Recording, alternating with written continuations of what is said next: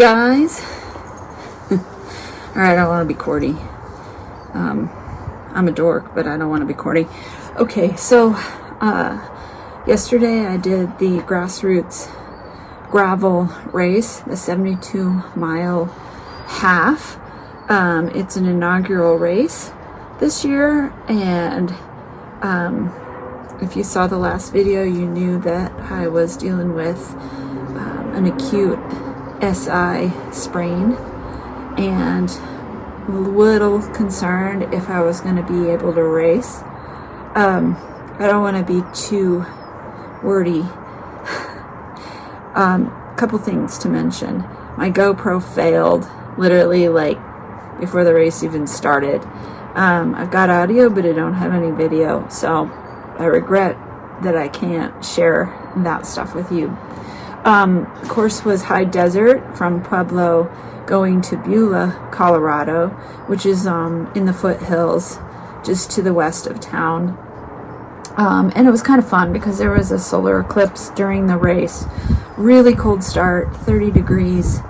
I don't think it ever got above maybe 45. The average temperature says 42 on my Garmin. And I was cold.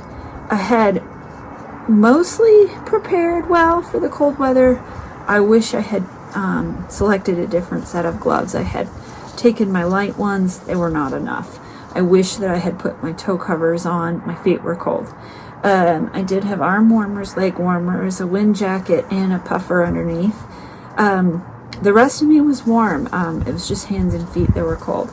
I had a little bit of a bizarre thing happen, which is right hand was pretty much paralyzed, not kidding. So much so that I couldn't even turn my paddle shifters to go up and down between the small chainring and the big chainring. So I had to reach across with my left hand and pull it to shift upwards. Not awesome. And I had to be really cognizant of who was around me so that, like, if I had to make a sudden move in the midst of letting go of the bars with the right hand, that I'd be able to respond.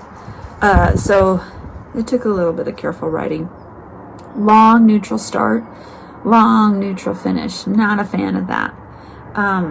Partially because it was so cold that I think people were trying to hurry up to get warm, and so got really bunched up at the front. And as soon as we crossed the timing mat into the gravel, kind of hit this big sandbox, and there was a pile up. I don't know how many bikes went down, 20, 30, a lot. And I mean, like, I didn't go down, but it was so many that it was like doing a dot-to-dot thing.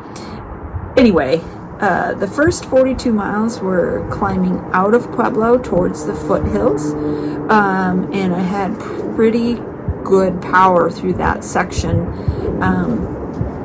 Can't remember exactly what the normalized power was, but my normalized power for the entire part of the course that was actually timed was 142 watts. So I'm really pleased with that, because that's really where I thought I should be, and actually above. So that's probably 2.6 watts per kilo if I were going to do the math. That's what I would guess. And I know that there were probably 8 to 10 women that had gotten out of neutral start in front of me that I had to kind of chase down. But I wouldn't have changed my decision to be at the back of that neutral start, because it was such chaos as we went over the timing mat. I caught most of the women that I knew were in front on that climb out.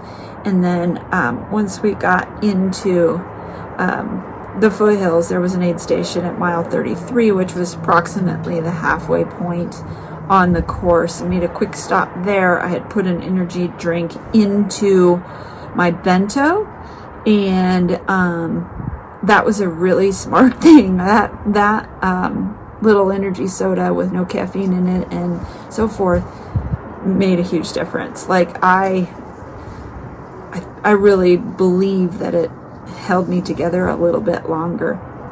The last part of the course, we got to ride on a ranch road that was private land. 3 of those 4 miles were timed. The last mile was not. It was pretty rough, but the first 2 miles were fast and smooth. So that was kind of a cool experience. We had no Jeep trail on this route. It's the first race course that I've done where there wasn't a section of Jeep trail. Let's see. Then I got onto pavement over a cattle guard, and it was just the traverse back to where the race had started in neutral. And that is where it got a little crazy because my cue sheets stopped working on my Garmin, and I don't know if it was a satellite connection or if I'd lost my cell connection, but nonetheless, there was not great signage through town, and I got lost. So I added 3.5 miles to my race day. The legs were screaming, the triceps were screaming. It was not awesome, that part. But come down the hill to the banner and basically end the ride, turn all my devices off, and Chris and Melissa were standing right there, or at least walking up, and so big smiles on their faces. They each had their little beer that came with the race, and when people are smiling at the finish line, that's a good thing. So I know they had a good day, and I felt like I had a good day. Jennifer in number 3.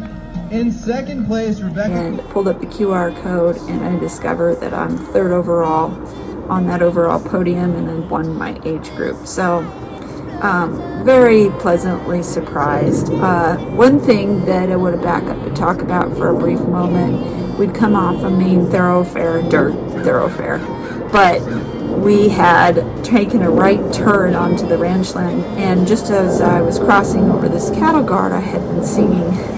This is kind of a thing that I do when I think I'm by myself.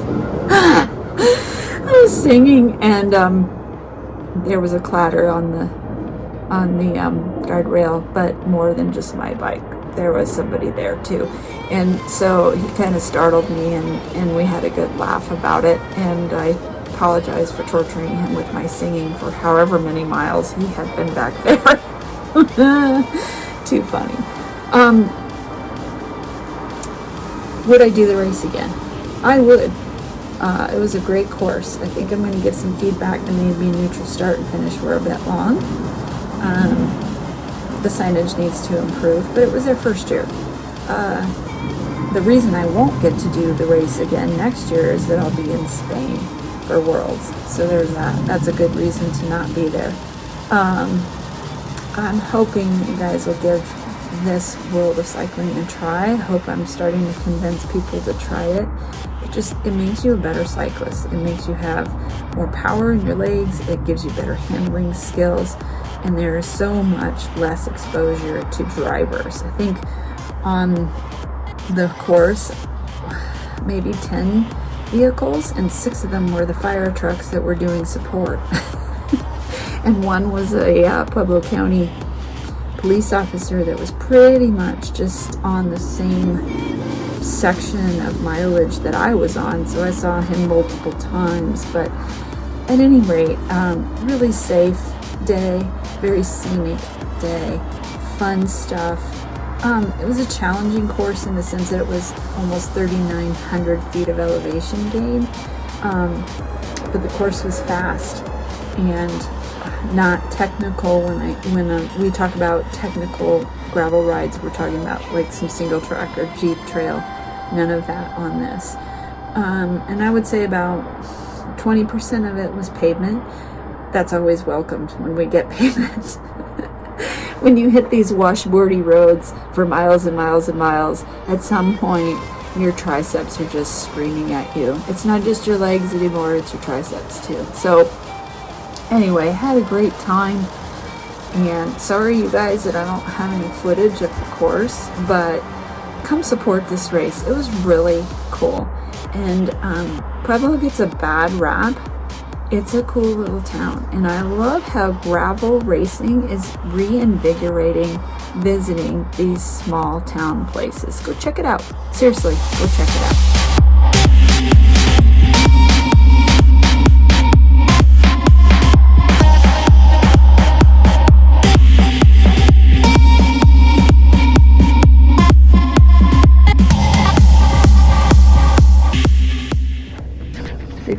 from the race, maybe. I don't know. I don't even think it took me 3 minutes to get to that start line yesterday. So thanks, Leslie, for that.